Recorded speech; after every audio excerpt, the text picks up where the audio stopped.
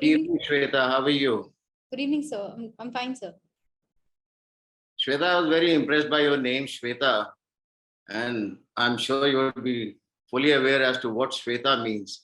I would actually get confused. Bhaiya, why have they named you Shweta? So I think I agree that it comes from the root word Shwet, that is fair. And back then we did not have too much of debate over the meanings of the names. So my parents wished to name me Shweta, so they did. I don't think they have put much use to the meaning of it. Ah, that's phenomenal. That's good. But I'm sure that there must be a big meaning to your name. Because we really need to understand it is our identity. So I would very strongly recommend Shweta, when you go back home, work on it. Yes, sir. Where do you come from, Shweta? I come from Almora, Uttarakhand, sir. Oh my God, you come from the God's country, huh? I've never been to Almora, but I heard so much about it. Why don't you chain me up on Almora? Sir, Almora is a beautiful place in the hills of Uttarakhand. And unlike the very commercialized locations like Nainital, Almora is a place which is quite serene and yet has the potential for tourism. It is accessible from as an overnight journey from Delhi, and has also got connectivity to places like Kausani, which are again a very serene places to visit. Oh, wonderful.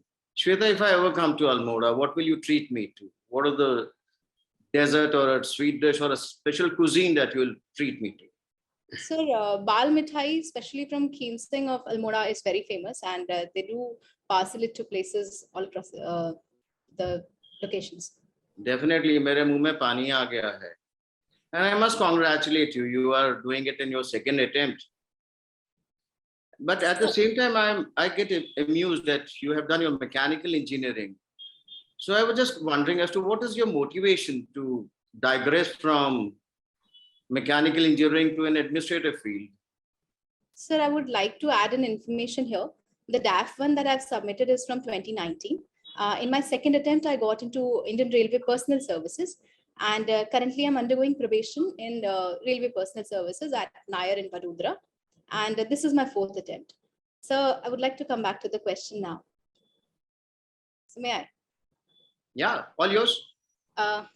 Sir, when I opted for mechanical, my idea behind it was that it was a core branch of engineering and the career prospects were great.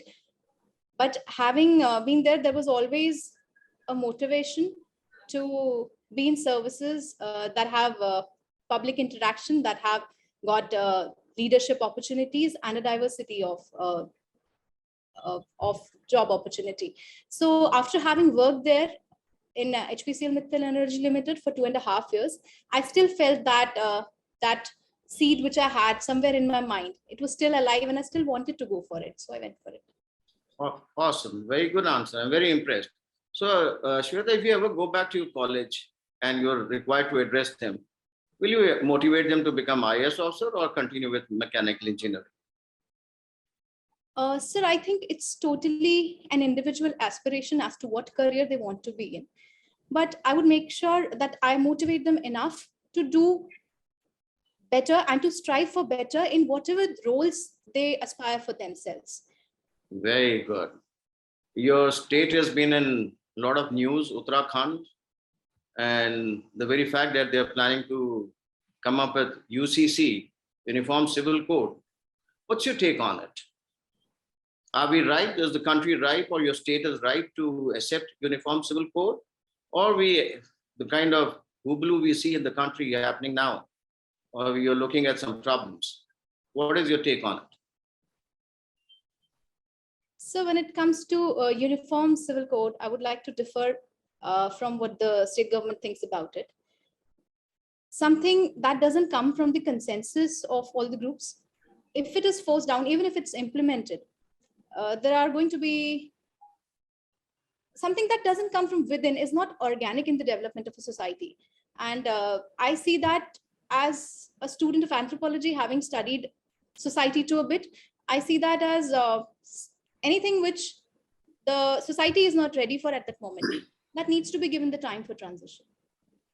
So do I understand that what are founders of our constitution, when they had the directive principle of UCC, and after 75 years, we are still not mature to a state that we can have this uniform civil code? Sir, talking about the maturity, I think a lot has changed because of the era of social media, where things have amplified to create a perception that we are not mature. So dealing with the dynamics of today, where the narratives are amplified, I think UCC still needs some time to be implemented, sometime later. Thank you very much, Shweta. It was wonderful interacting with you. I'll hand over to Nitish. He will continue interacting with you. Okay, Nitish, sir. all yours. Thank you, sir. So Shweta, how are you? I'm good, sir. So I was going through your DAP, and I see something that makes you a very potential candidate for All India services, because you say that you belong from Almora. Yes, You sir. had your school education from Jaipur. Yes, sir. You had your graduation from Punjab, Jalandhar. Yes, sir. Right? Now you are posted, or you're undergoing your training in Vadodara. Yes, Your sir. exam center was Chandigarh, Yes, and sir. your first choice is UP Yes, as sir. the cadre. So what makes you choose so many different places, one for your exam and one for your choice of the cadre in the IAS and IPS services? These two things I want. First, the examination center, and second, the cadre. So for Chandigarh, it was particularly the connectivity of the city and the hustle that I wanted to avoid on the day of exam. And especially Chandigarh is a city where I have already been to. So it was known to me firstly. And owing to some gender prospects, I also wanted to be into a safe location, somewhere that where accommodation could be on the safer side for the sake of my parents' peace. And obviously the hustle there, because it's a very well planned city, there are not much of traffic jams. So I thought it would be good for the day of the exam. And so coming back to UP, I think there again are the prospects that there are developmental prospects. Then there's vicinity to my home. And those are the factors that I've considered. Okay. So you are working in the railway personnel department, and time and again, the country is concerned about the railway accidents. And it is not only causing loss of lives, it is also causing loss of property and congestion in the transportation. So what are the recent measures taken by the Indian Railways for dealing with the railway accidents? So I would like to take some seconds to better frame my answer.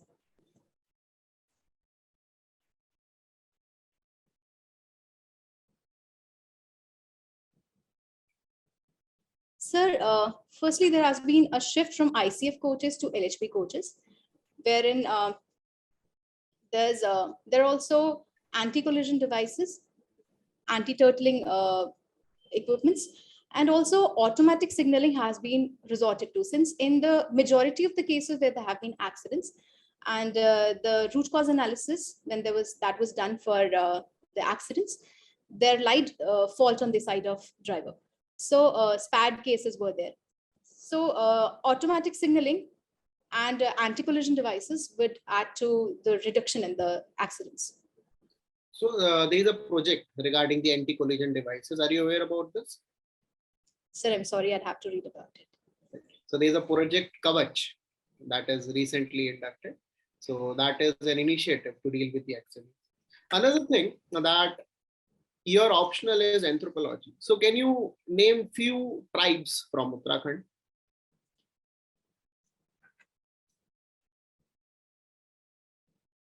Sir, just a minute.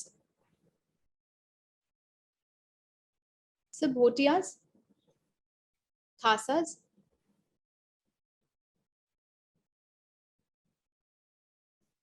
Are you looking at something? No, sir. I just have a.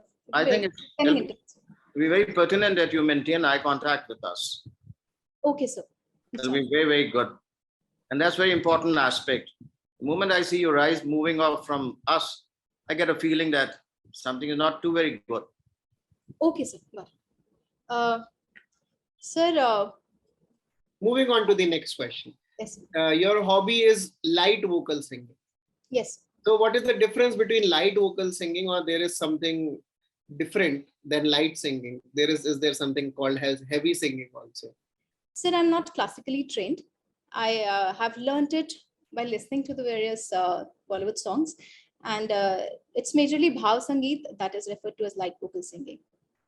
Okay. So as a pursuant of singing as a hobby, what are your views regarding the EDM, the electronic music that is very popular these days? Sir, music has developed itself over the years to reach to various kinds of audience, and any form of art that gives pleasure to the people is the basic idea behind the art.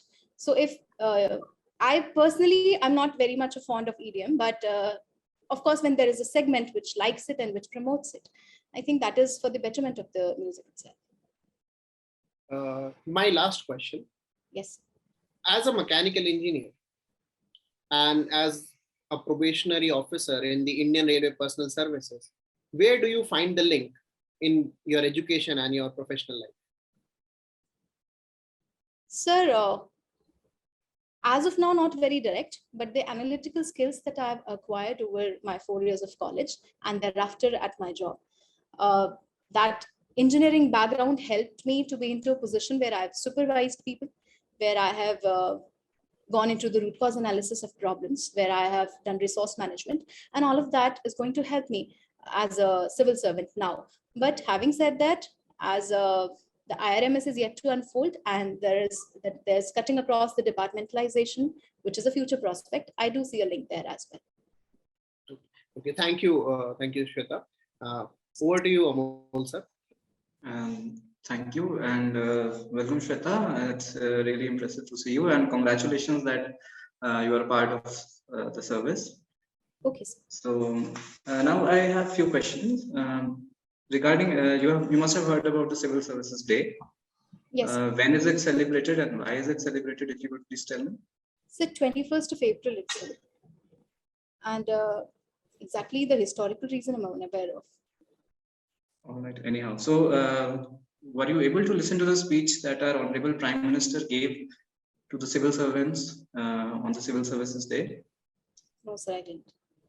Okay, I think you should go back and see to it. That's fine. Anyhow, so a few days back, as you have mentioned that you are currently posted and undergoing training in Gujarat. So last 3-4 days, Gujarat has been very common in news because of some reasons. Could you please highlight 2 or 3 reasons and how they are helpful for the development of the state and the country? Sir, the visit of Mr. Boris Johnson has been there. So that is going to develop the overall, including the trade relations, the general relationships, bilateral relationship between India and UK. Then Gujarat is also in news because of the high-speed rail project coming up between Maharashtra and this Mumbai-Ahmedabad corridor. And recently the set up Unicorn has taken up the contract for this prefabricated girders. And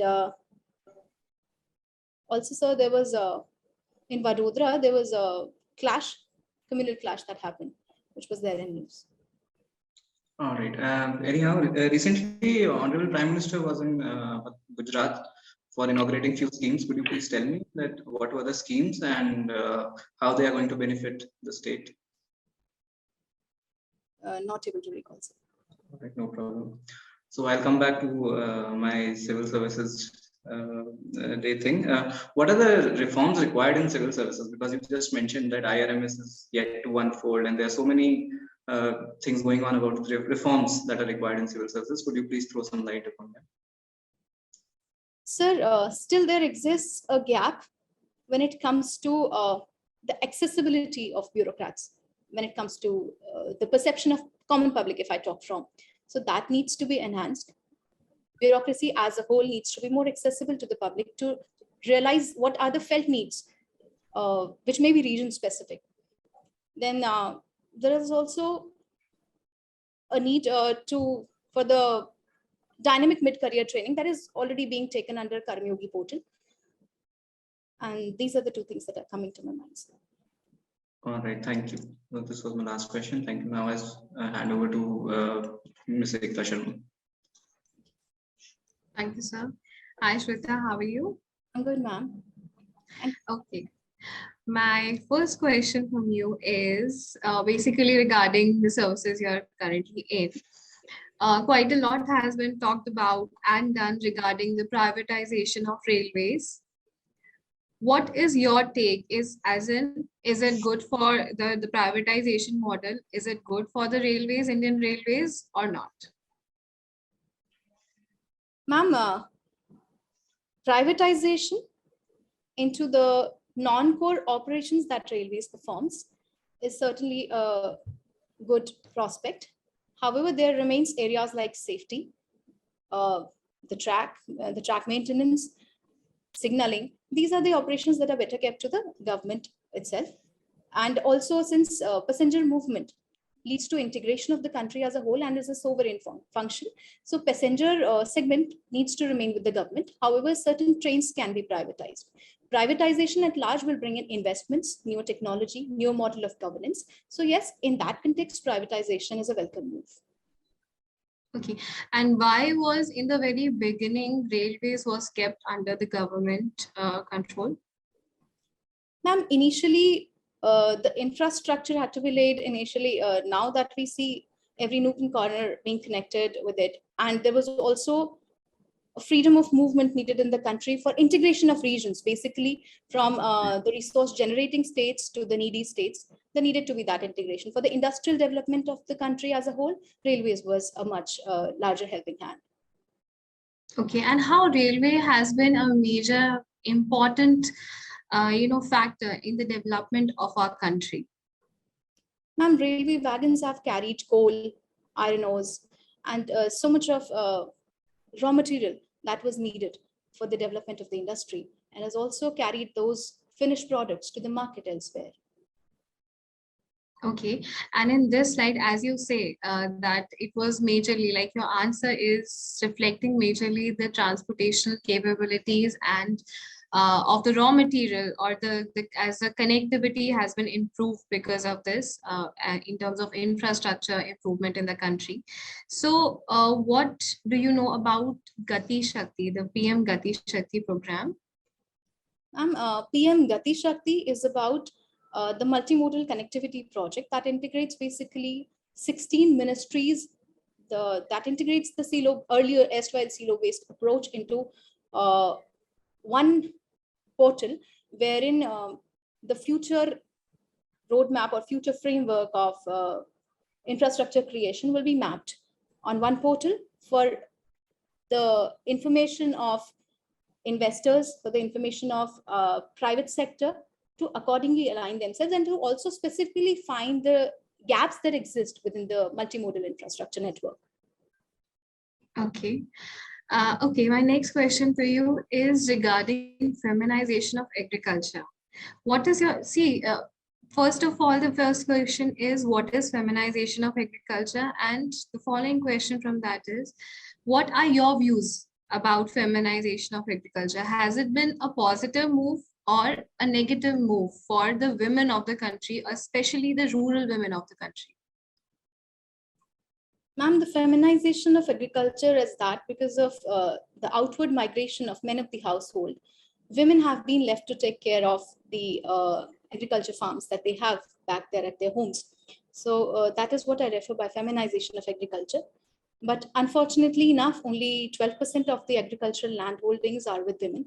So though they have participation in the sector, but on the face of it, when we talk about the real rights, the real asset rights to it, they aren't there. And also, apart from the economic angle, there remains a social cost to those women being left alone at home. So I do not see that as a very positive move for those women. But if we say way back in the First World War, when the men were all out for the war and women were back in the home, and they were, they were the sole torchbearer for the whole family, earning bread, making bread, and everything. At that point of time, that very changed. It changed the whole perception of women in workforce, right? They became a major part of workforce. Don't you think even this, the feminization of agriculture is also going to empower the women of rural India by giving them some authority over their own decisions and the decisions of the family? Ma'am, yes, certainly that has been there. I acknowledge that the working in the agricultural farms, that has helped, that has improved their situation from where it was earlier. But having said that, there still needs an ecosystem wherein those rights are protected by the legislation, as in they work on the farms as of now, but then they don't have land rights. Then because of some sort of reverse migration that has happened, again, those land, as in what I mean to say is that their access to those lands is not because they are empowered, it's because the men have left the places for them to fill in. So there should be parallelly positively empowered in the sense they should be given rights, they should be given social security, their wages should be at par men, mechanization should be there to assist them in the jobs that are manually tough. So a lot of ecosystem has to be there around. Okay. Okay, my last question to you is that you recently, in your previous answer, you said that the bureaucracy, there needs to be more, people friendly, and people need to have more access to the bureaucrats. Do you think this is feasible at all? Ma'am, access can be improved with the utilization of technology. As in earlier, there used to be queues of people standing outside. Even if I talk about IRPS in particular, people would be standing outside in queues to get one signature done. And grievance redressal portals were not that viable in that era. But with the coming of technology, all that can be sorted to create a perception that real-time public service delivery is feasible. And if there are grievances, they can be sorted in real time without them having to go through alternate routes. Okay, great. Thank you. All the best to you. Over to you, Pawan sir. Thank you, ma'am. Welcome, Shweta. How are you? I'm good, sir. Shweta, you come from Uttarakhand. That always fascinates me. Thank you, sir. Shweta, Uttarakhand always have faced the nature fury, like Yes. You must have heard about. What are the major causes in Uttarakhand? If we see comparatively in Himachal or Kashmir, we see more incidents of cloud busting and landsliding and soil liquefaction also. So what are the major causes, and what is the difference of Himalayas in Garhwal and Kumayu and the Himalayas in this middle Himalayas of Himachal and Jammu Kashmir? So the first question is, why Uttarakhand is facing so much of natural disasters? Sir, Uttarakhand derives a significant share of its revenue from tourism industry, and after it was separated from UP, it focused extensively on developing the infrastructure for that tourism. Okay.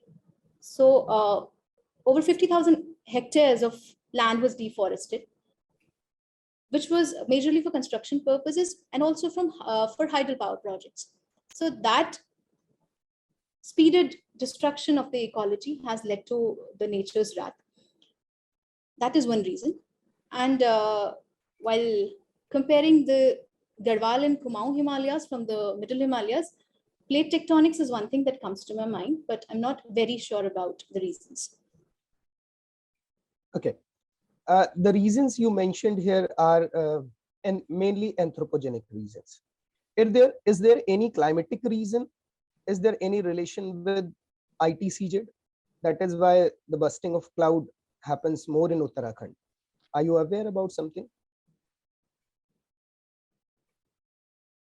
Sir, intertropical convergence zone, it moves northwards in winters, and the western disturbances that come along, they get trapped along between the clouds. That is what leads to the cloud burst. Okay, sure. Moving on to next question. Uttarakhand have a major problem of migration. Yes.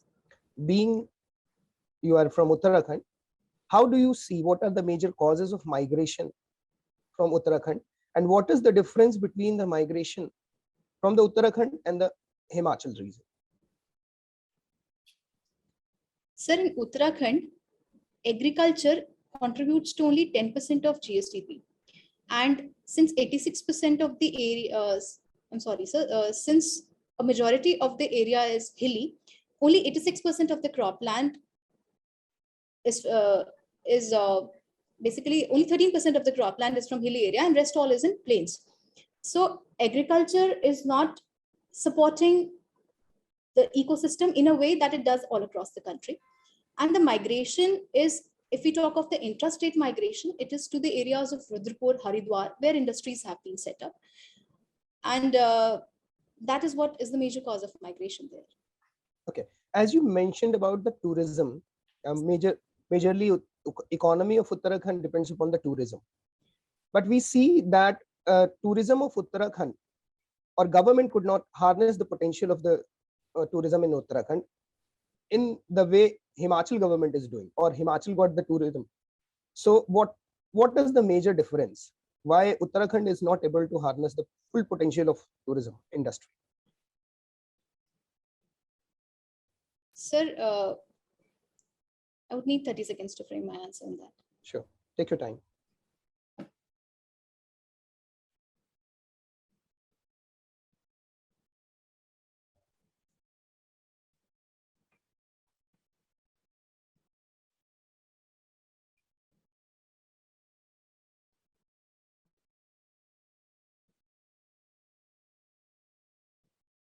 So, Yep. So when I see Himachal has developed tourist places in sort of packages as I see it. When I see it as a tourist, when I go to Shimla, I can visit Kufri thereby. I have Mall Road. I have developed locations. But specifically coming to Uttarakhand, I only see Mussoorie and Nainital that have become the hotspots for tourism where the ecosystem is already developed. For the rest of the places, it is one or the other sort of problems that comes in the form of accessibility. Like Delhi to Nainital, it's an overnight journey, but reaching at other places, it takes a little longer. When it comes to Himachal, it's overnight from Chandigarh. So I think connectivity is one reason. Then if we talk of the far off locations like Manali, then there is an ecosystem. There exists Birbiling, there exists a lot of other places in combo packs that people can visit. So I think that is one difference. But yes, I'm not aware of the generic reasons. I've not read more about it. Okay, infrastructural issue is the one you can mention. Okay, like road project. How do you see Char Dham project? How this Char Dham project going to improve this particular condition in the regard of tourism sector? Sir, religious tourism is a major segment where Uttarakhand has a very huge potential, but that's a low value, high footfall segment. So with Char Dham project, there would be more revenue generation, and parallelly, that project would also somehow assist in the movement of defense troops and armaments across the border. Okay. I think you have mentioned that UP is your preference. Yes. Okay. How do you see condition of women? And if you remember some indicators about maternal mortality on all, how do you see the condition of women in Uttar Pradesh? And if you become IAS officer there, how you are going to improvise them? So when it comes to, I'm not aware of the exact indicators of UP. I'm aware about Uttarakhand, however. But when it comes to the status of women or the social status or the healthcare status of women in particular, there are two things that need to be simultaneously approached. One is the governmental initiatives or the push towards the focus towards women healthcare, as in the access to what all is needed for women, be it the infrastructure, be it the menstrual hygiene products, be it the awareness campaigns that this government can run, and also from the women, they have to be reached out and be made more aware about availing what the government is providing to them. So that is what comes to my mind. First thing is infrastructure, and second is the uptake of what the initiatives are. Okay. Okay. One last question from you. Yes. Like you are in services, you are in railway personnel services. That is like human resource management. Yes. Correct me if I'm wrong. Yes. What railways do for the intrinsic motivation of their employees? Remember my word, intrinsic motivation. Sir, railways as an organization takes care of the employees in ways that have made their lives a little more comfortable while they work in the organization. That's one part. We have there are little perks. Obviously, the salaries in government sector are not so great, I would say. But having said that, the railway hospitals, the railway schools, the so much of perks that people get in the service, they are great. Now coming to the initiatives that are now being taken, there are Samadhan centers that the Delhi division has taken up, and there are also technological improvements that would make the lives better for the employees. So I think the appreciation is one part, and making it easier for them to work is one thing that Railway does as an organization. Okay. I talked in my question about the intrinsic motivation. You must have heard about extrinsic and intrinsic motivation. The things you mentioned are mostly the extrinsic motivation. I talked about the intrinsic motivation, what Indian Railway is doing for. Do you remember any program, or you people are being trained for that purpose? So, okay, as an officer, how you are going to motivate your employees apart from the salary and perks and the physical givings? Sir, I think appreciation of the good work, okay, and telling people the scope of where they can improve is exactly the way you can get a human to work. When I talk about salary incentives, they're one part, but if somebody is appreciated for the good initiatives they are taking, and that is being that works as an instant motivation for people to work. And I say this because I've worked as a staff with the government, so I've been on the other side of table, so I understand that that word of appreciation is a lot, and that should be imbibed in the culture. Like APARs should not be there for the sake of it, that they exist as a routine work. So that should reflect in the recommendations of the reporting authority. That's what I see. okay. Thank you, Shweta. Thank you. All the Sir. best. Thank I you. Sir. find that all our panelists have been very kind to you, and they've been talking about only internal, all the affairs, which are very inclusive to India. Let me take you abroad. And when I look at this chaos, which is I'm seeing in the world, when we see Russia and Ukraine at war for more than nearly 2 months, we find that UN is becoming defunct. United Nations, which was created to ensure peace and harmony in the world, is virtually becoming defunct. What's your take on it? Should we do away with it? What would you recommend to make it more pertinent to the present day world order? So I think removing, I would disagree from the word that we should do away with it. We should rather improve it for the better of the world. It's true that, and it's unfortunate that in the unfolding geopolitics that has been there because of Russia-Ukraine conflict, UN has not been able to do much about it, more because the countries have picked their own sides, and whatsoever resolution in either sides brings, it's not coming to a fruitful conclusion. But having said that, UN, yes, it's something that as an organization, it needs reforms, and it needs the tooth to implement what it basically comes to a conclusion on. What's your suggestion? You're the boss. We're asking you how to make it more pertinent. So what do you tell us? What should we do to make it more pertinent? Sir, P5 countries have a major say when it comes to the functioning of UN. It needs to be restructured. It needs to be made more inclusive. That erstwhile thing of having the big five needs to be done away with, so that it can make itself more workable for the present day world.